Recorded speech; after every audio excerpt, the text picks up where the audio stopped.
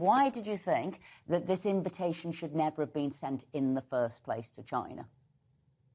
Well, I think that there are two elements to this. Good morning.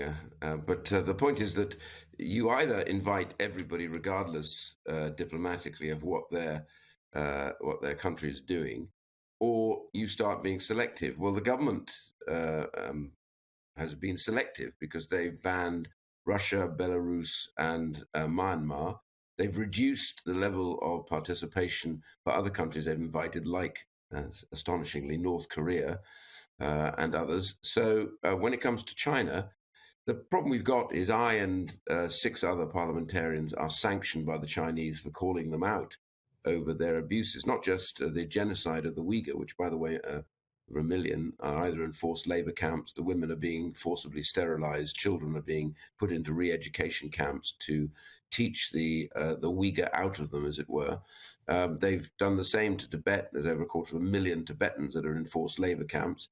They've been smashing small church groups and churches, persecuting the Christians. They trashed the Hong Kong Agreement and are now arresting journalists and others who have spoken out about their want for democracy, and they've threatened Taiwan. So on almost every scale, and there are other things I haven't even mentioned, and they attack us regularly. They're wolf warriors, spend their time trying to impersonate me and others in the global net.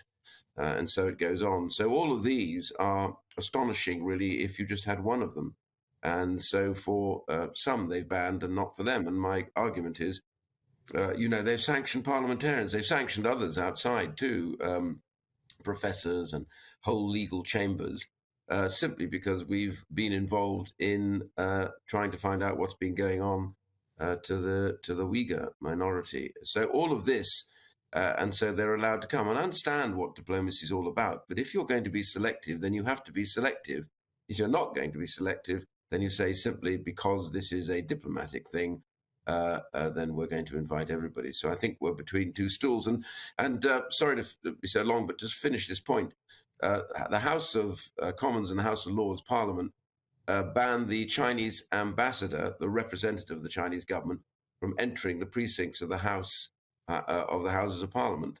And that ban has not been rescinded. So as I understand it, that is the reason why Lindsay Hoyle and others have said that they weren't welcome. Now, I understand today they may even be in the point of reversing that, which I'm sorry about, but that may be under pressure.